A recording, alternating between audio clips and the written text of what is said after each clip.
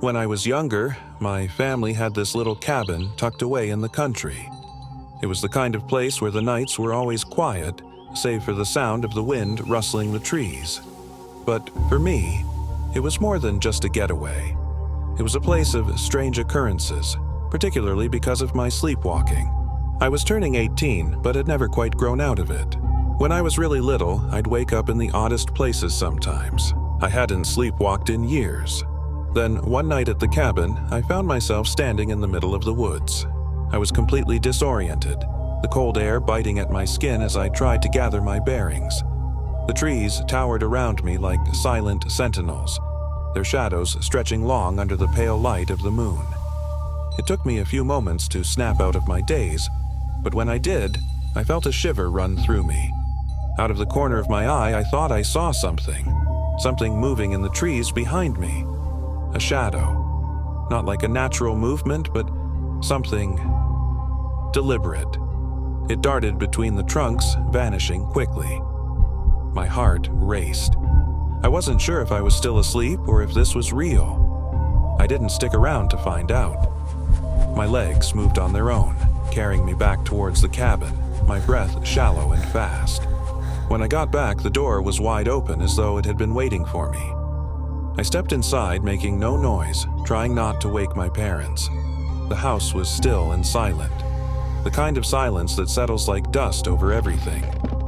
I climbed back into bed, but sleep wouldn't come. I kept my eyes on the door, my mind racing. What had I seen in the woods? Was it a dream? Was it real? My parents didn't stir. They didn't wake up, even though I was sure I'd been gone for quite a while. The next morning, the atmosphere was different. There were police cars everywhere, the whole place buzzing with urgency. We didn't get the full story until later, but there had been an attack.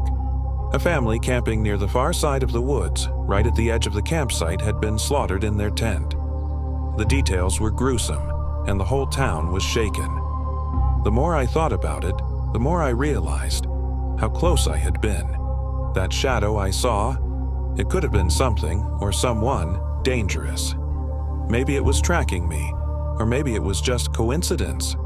Either way, I had been on the edge of something terrible. I couldn't shake the thought that I had narrowly escaped becoming the next victim, my sleepwalking somehow keeping me just out of reach of whatever horror had come to that campsite. Even now, I can't walk through those woods without feeling the cold grip of fear, knowing how close I came to something I still don't fully understand.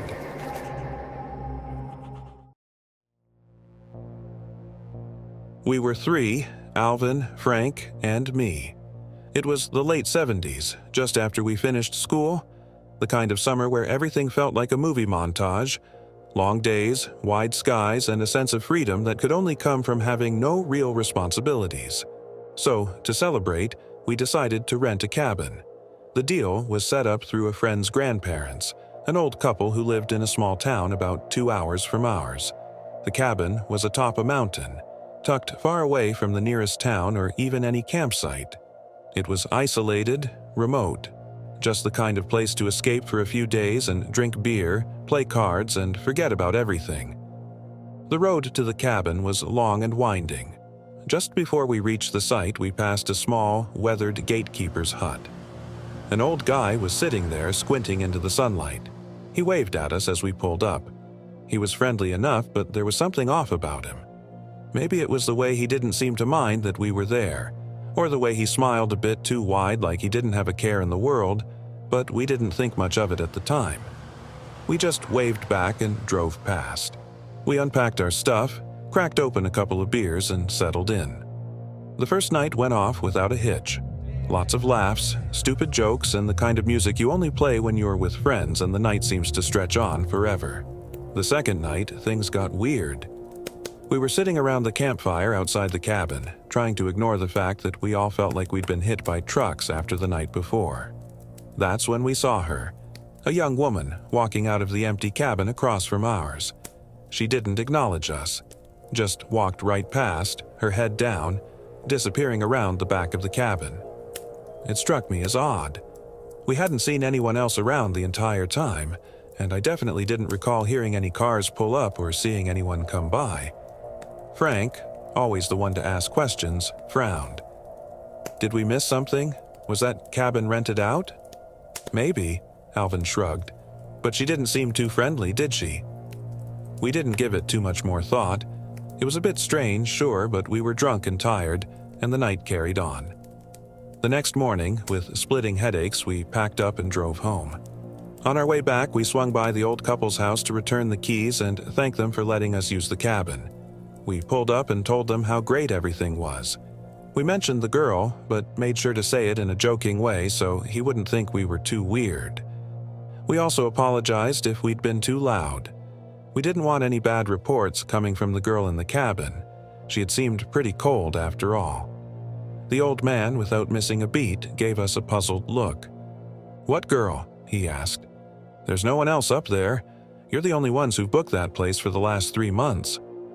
We stared at him, confused. "But there was—" I started, but he interrupted me. "No one," he said again, shaking his head. "Matter of fact, the whole site's been abandoned for years. Apart from the main cabin, we go up every couple of months and check on the site. You see, about 30 years ago, an old man and his daughter used to manage the place. They were there when there was a fire, destroyed 4 other cabins. The fire was suspicious, though, and nobody could ever figure out what really happened. The old man and his daughter, they died in that fire." He paused, looking down for a moment. "And since then, no one's ever run the place. It's been empty, except for 2 or 3 bookings a year, so we manage it ourselves." I felt a chill run down my spine. Frank was wide-eyed. Alvin just stared at the old man, his lips pressed tight. I think we all felt it then, the unease that had lingered in the pit of our stomachs the entire time we were up there. The weird vibe from the old guy in the hut, the strange girl, the quietness of the place. It all clicked into place. We left without another word, the silence hanging heavy between us. The summer wasn't quite the same after that, but over the years, whenever we bumped into one another, we always spoke about that time at the cabin. A story only the 3 of us would ever understand.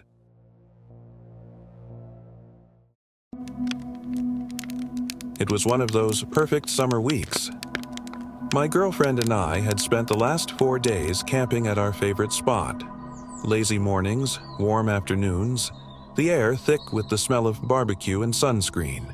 Kids ran between tents, flying kites, playing ball. It was peaceful, simple, the kind of place that makes you forget the rest of the world exists.